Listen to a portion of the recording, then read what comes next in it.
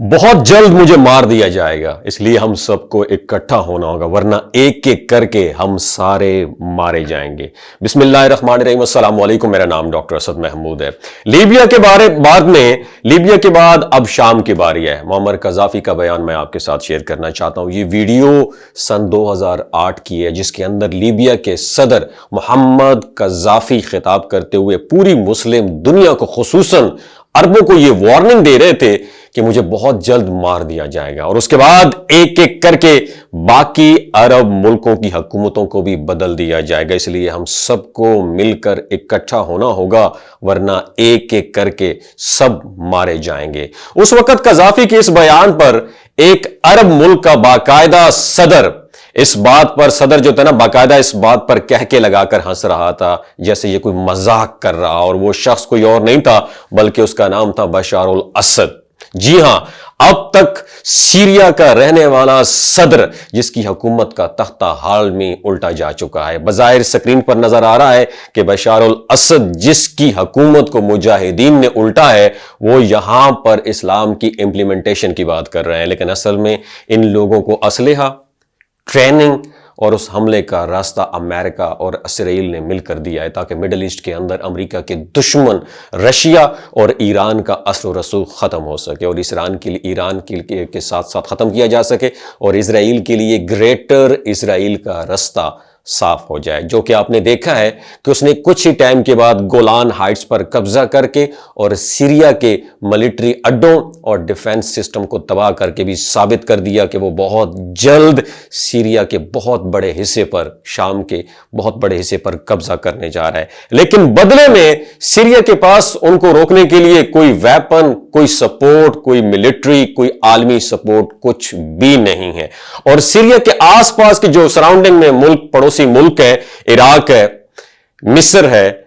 ترکیہ ہے، اور لیبیا خود اکانومیکلی طور پر اس قابل نہیں ہے کہ وہ سیریا کی کوئی مدد کر سکیں۔ یعنی معمر قذافی کی یہ بات آج 2024 کے اندر بالکل سچ ثابت ہو رہی ہے، اور واقعی وہ ایک دور اندیش انسان تھے جس کے دور کے اندر لیبیا نے ریکارڈ ترقی کی، اور ان کا یہ ملک عرب دنیا کا سب سے امیر ترین ملک بن چکا تھا۔ لیکن امریکہ اور اسرائیل نے انہیں بالی ووڈ فلمز کے اندر اور انٹرنیشنل میڈیا کے اندر ایک مسخرے کے طور پر پیش کر کے ہمیشہ ان کی تذلیل کی۔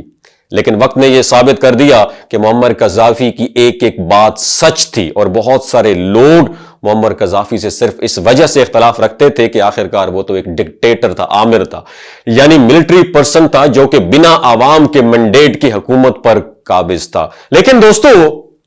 معمر قذافی کا یہ ماننا تھا کہ کرپٹ پولیٹیشن اور جوڈیشری جو ہے، جو ملک کی جو باہر سے فنڈنگ ان کو آتی ہے، اور اپنے ملک کے خلاف یہ لوگ فیصلہ کرتے ہیں، اور اپنے ملک کے مفادات کے خلاف جا کر یہ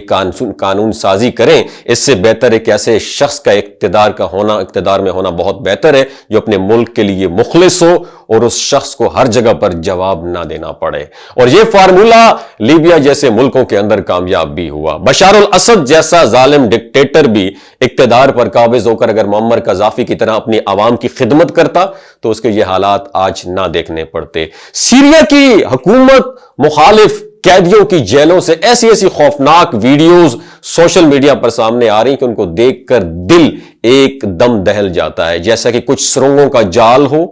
کئی تہہ خانوں کا تو ابھی تک پتہ ہی نہیں لگایا جا سکا کہ وہ کہاں پر موجود ہیں، اور بشار الاسد کا عالی شان محل جس کے اندر دنیا کی قیمتی ترین گاڑیوں کے کئی گیراج موجود ہیں، یعنی شام سیریا کی دولت کو لوٹنے کے بعد اپنے اثاثے بنانا، اپنی عوام پر ملٹری ٹینکس اور بم سے اٹیک کرنا، اور اس طرح کے ظالم شخص کو ایک نہ ایک دن عوام کے ہاتھوں حساب دینا ہی پڑتا ہے۔ لیکن معمر قذافی ایک الگ ٹائپ کے انسان تھے، اور اگر اس وقت اس کی وارننگ کو سیریس لیا جاتا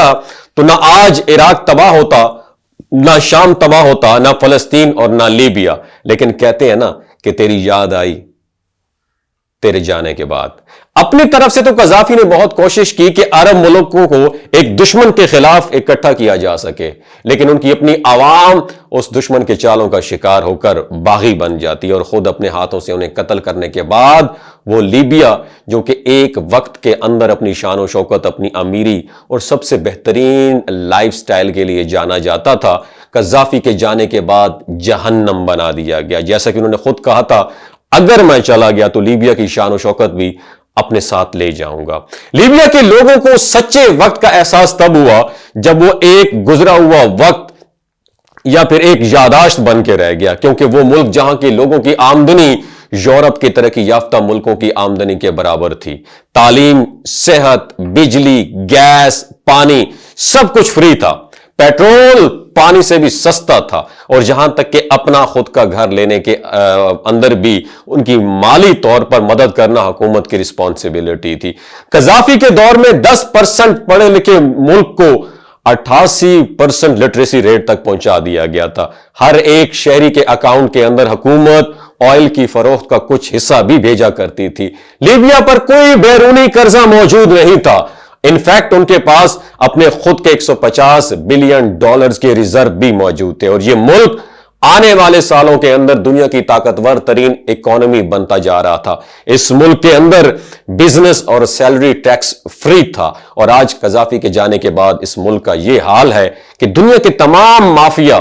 دہشت گرد, ٹیررسٹ یہاں پر موجود ہیں, اور یہ ملک مکمل طور پر تباہ و برباد ہو چکا ہے. انتہائی بے دردی اور ذلت کے ساتھ اپنے قتل کے دوران وہ بار بار باغیوں کو یہ کہتے رہے کہ میرے بچوں تمہیں نہیں پتا کہ سچ اور غلط کیا ہے. کسی فوراً طاقت کے بہکاوے کے اندر آ کر اپنے ساتھ ظلم مت کرو میرا بیٹا, اللہ تعالیٰ اس ظلم کی اجازت نہیں دیتا. لیکن کسی نے ان کی ایک ہی نہ سنی, ان کو ذلیل و رسوا کر کے انہیں تڑپا کر مار دیا. قذافی کہتے تھے تمام عرب ملکوں کو مل کر اپنی ایک نئی کرنسی بنانا ہوگی تاکہ ڈالر کی اجارہ داری کو ختم کیا جا سکے, اور اس کرنسی کا نام ہوگا گولڈ دینار. ان تمام عرب ملکوں کا اپنا ایک سینٹرل بینک ہو جس کے ذریعے تمام ملک تیل کا لین دین کر سکیں, اور ساتھ ساتھ باقی کرنسی مثلا روبل, یورو اور روپے کو بھی اس لین دین کے اندر قبول کرنا ہوگا تاکہ ڈالر کی طرح ان کرنسیز کی ڈیمانڈ بھی بڑھ سکے اور ان کو بھی آگے جانے کا موقع مل سکے. اس کے علاوہ اور اسی طرح لیبیا کی طرح فرینچ کالونی رہ چکے جو ملک ہیں ان سے بھی فرینچ کرنسی کے اندر ٹریڈ کی پابندی کو ختم کیا جا سکے. اپنی انہی پالیسیز, دور اندیشیوں اور آنے والے وقت کو بھانپ لینے اور آئل کی دولت کی وجہ سے قذافی امریکہ کے وجود کے لیے بہت بڑا خطرہ بن چکے تھے, کیونکہ ڈالر کی مونوپلی ختم ہونے کا مطلب امریکہ کی معیشت کا ختم ہونا ہے, اور آج کے دور کے اندر کوئی بھی ملک اپنی اکانومی سے چلتا ہے. اگر اس ٹائم لیبیا اسی رفتار سے قذافی کی پالیسیز پہ چلتا رہتا تو امریکہ کو آنے والے وقتوں کے اندر پیچھے چھوڑ دینا تھا لیبیا نے. ہم سبھی لوگ جانتے ہیں کہ آج بھی دنیا کے اندر امریکن ڈالر کے اندر آئل کی ٹریڈ ہوتی ہے, اور ڈالر کی اسی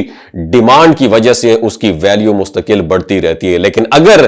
کوئی گولڈ دینار کو یا پھر باقی کرنسیز کو قبول کرنے کا قذافی کا یہ فارمولہ کام کر جاتا تو یہ امریکن ڈالر کی موت تھا. اور اس کے بعد آپ جانتے ہیں کہ ورلڈ بینک اور IMF کا کنٹرول جو کہ وہ مختلف شرطیں لگا کر کمزور ملکوں کی اکانومی کو باندھ کے رکھ دیتا ہے وہ ختم ہو جانا تھا. یعنی دنیا کے تمام ترقی یافتہ ملک امریکہ اور اس کے اداروں کے تسلط سے آزاد ہو جاتے, اور قذافی کی دیکھا دیکھی سب ملک آہستہ آہستہ اس کے فٹ سٹیپ نقش قدم پر چل پڑتے, لہٰذا اس کو عبرت کا نشانہ بنانا ضروری تھا. اس کے علاوہ قذافی نیٹو کی مداخلت کے بھی سخت خلاف تھے, اور کسی بھی ملک کو اپنی سرزمین پر بیس نہیں بنانا دینا چاہتے تھے. انہوں نے آئل کو نیشنلائز کر دیا تھا, یعنی باہر کی کوئی بھی کمپنی یہاں سے جو ہے نا آ کر آئل نہیں نکال کے لے کے جا سکتی تھی, لیکن ویسٹ کو تو یہ آئل ہر صورت میں مغرب کو چاہیے تھا. سو قذافی نے ان کے پاس کوئی اور آپشن چھوڑا ہی نہیں. اس کے علاوہ وہ بار بار یونائٹڈ نیشن کے اندر نیٹو اور ویسٹ کی پالیسیز پر کھل کر اعتراض کرتے. سو آخرکار فرانس, امریکہ اور اسرائیل نے مل کر اس کو رستے سے ہٹانے کا پلان بنایا, لیکن کسی ہتھیار کے استعمال سے نہیں بلکہ اپنی سوچی سمجھی سازش تھے. اور اس سازش کا پتہ اس وقت چلا جب ہیلری کلنٹن کا ای میل اکاؤنٹ ہیک ہو گیا, اور نیٹو فورسز نے مارچ 2011 کے اندر اس بنیاد پر کہ قذافی نے اپنے خلاف احتجاج کرنے والے لوگوں پر ہتھیاروں کا استعمال کیا ہے, لیبیا پر اس نے अटैक हमला शुरू कर दिया है और उस वक्त ये टोटल 17 मुल्कों की फोर्स थी, लेकिन इस मुल्क को मुकम्मल तबाह करने के बाद ये फोर्सेस आज वापस चली गई हैं। लेकिन लीबिया के लोग आज भी अच्छे मुस्तकबिल के मुंतजिर बैठे हैं। जिस मुस्तकबिल के ख्वाब दिखाकर नेटो उनके मुल्क के अंदर दाखिल हुआ था, उन लोगों को आज समझ आ चुकी है कि दुश्मन ने हमेशा ताकत का इस्तेमाल करने की बजाय मीडिया और साजिश के जरिए लोगों को ब्रेन वॉश करके हुकूमतों को गिराने का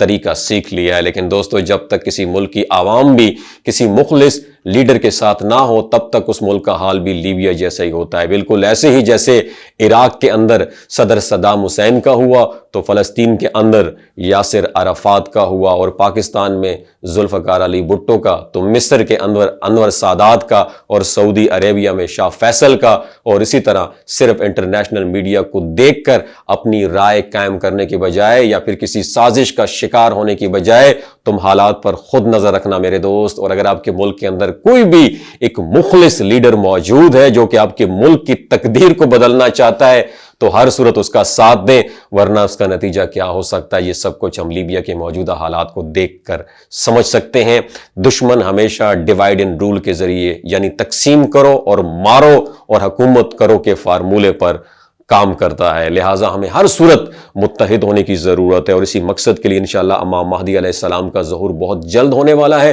अल्लाह ताला से दुआ है हमें समझने की और नेक अमल करने की तौफीक अता फरमाए। ये वीडियो अच्छी लगी हो दूसरों के साथ जरूर शेयर की, नीचे कमेंट सेक्शन में अपना एक्सपीरियंस भी लिखिएगा। बहुत शुक्रिया।